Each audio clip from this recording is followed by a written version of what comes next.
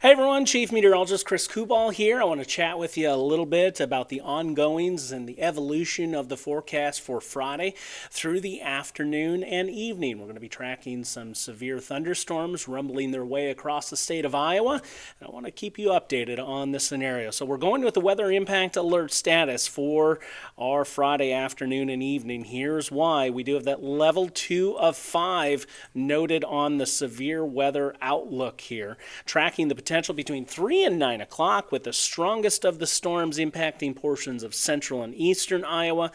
I think hail and wind are going to be the primary troublemakers with the thunderstorms as they get going. Now, there's going to be a larger opportunity for seeing severe weather down the Mississippi River Valley towards St. Louis and Memphis. And the reason for that is this part of the system is not going to be occluded. And basically, the occlusion means that that cold air is caught up with the warm air and it starts shoving underneath it by a little bit. We call this kind of the weakening stage of the system, though don't get me wrong, this is a very powerful and dynamic storm system.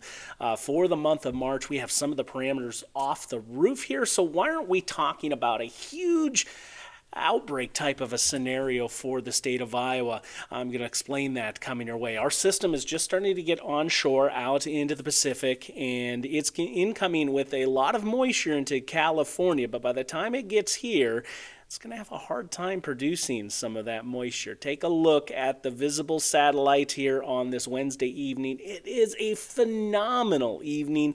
A lot of clear sky, temperatures in the 60s, even some low 70s out there across the state. This is looking great as you check out dual view here. Those temperatures in the metro at the time of this recording, which is about 5:30 in the evening, everything is well. Here's a look at those numbers. Yeah, enjoyable. And we'll be even warmer for your Thursday. Those temperatures pushing up into the 70s. Friday is warmer yet, upper end of the 70s. I wouldn't be surprised if 80 degrees does squeak in. But it's those thunderstorms that we're going to be talking about here. Those Thursday temperatures hanging out in the mid 70s, a little warmer for your Friday. And so here's what we're looking at as we start to look at the energy returning for thunderstorms. I do have those storm threats shown here, primarily damaging wind and large hail. The tornado threat is on the low side of things, and there's a reason for that.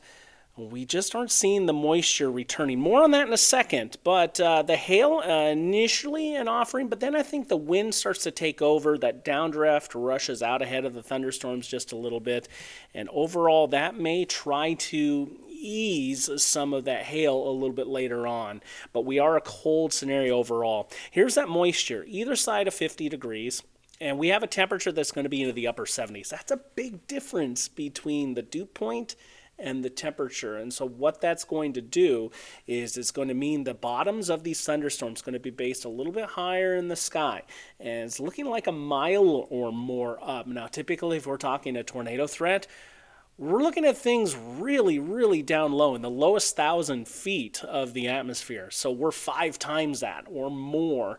We're really going to be watching that moisture return. If we can kick these up to the mid 50s, upper 50s, that would bring a tornado threat back into view. But at this stage, I think it's overall low, provided we don't get one of those ideal scenarios, interactions between thunderstorms that try to spin something up a little bit differently. That's what we'd be watching when it comes to a tornado threat with this system and the individual thunderstorms.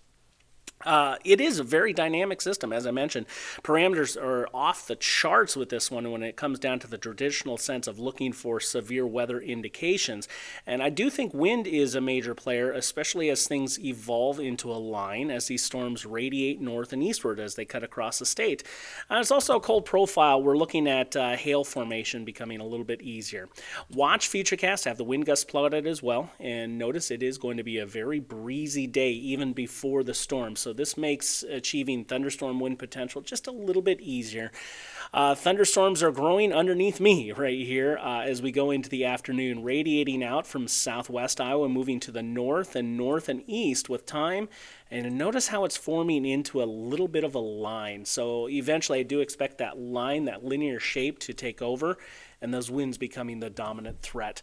Notice this activity is out of the area by about 8 o'clock or so. We'll still wrap around a couple of showers and maybe even a snowflake later into Saturday night, but I don't think we're talking about a quantity that's going to make a big difference here. There will be some strong winds. You see those out towards Sioux City in that snow band, so travel plans to the north and west for the weekend, take note of that, particularly the Dakotas, western Minnesota, may be impacted by snow and blowing snow. As I mentioned, it's breezy going into this one, and it's breezy coming out of this one as well. A little bit of a lull in between overnight going into early on Saturday morning. Forecast for tonight is 37 degrees, and then we'll take you up to 74 on your Thursday. That is going to be a very mild return. Even warmer on Friday, in case you're wondering about records. I think those are safe. They're up into the low 80s.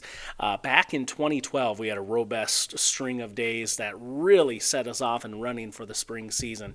This system in between 3 and 9 o'clock, I'd say around the metro, around 5 or so, and we'll give or take 60 minutes on either side of this window. It will eventually evolve into northern and eastern Iowa by about 7 o'clock, and then getting out of here completely, I think at latest by about 9. Much cooler through the weekend, as you see there. I don't think snow hinders us here into central Iowa, though we could see a couple of snowflakes for Saturday night as those temperatures do cool.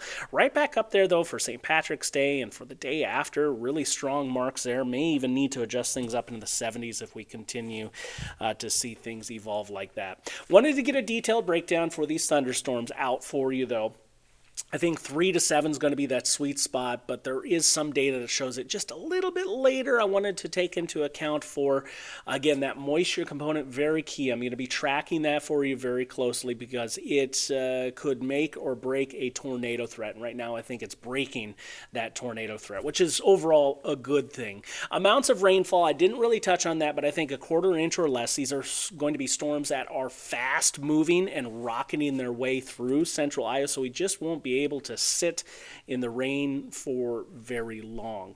Again, primarily wind and hail threats, tracking things for Friday and afternoon for you. I'll keep you updated right here. Thanks for joining me on this chat on the incoming severe weather prospects for Friday. I hope you heed that warning when the time comes, and I'll keep you updated right here.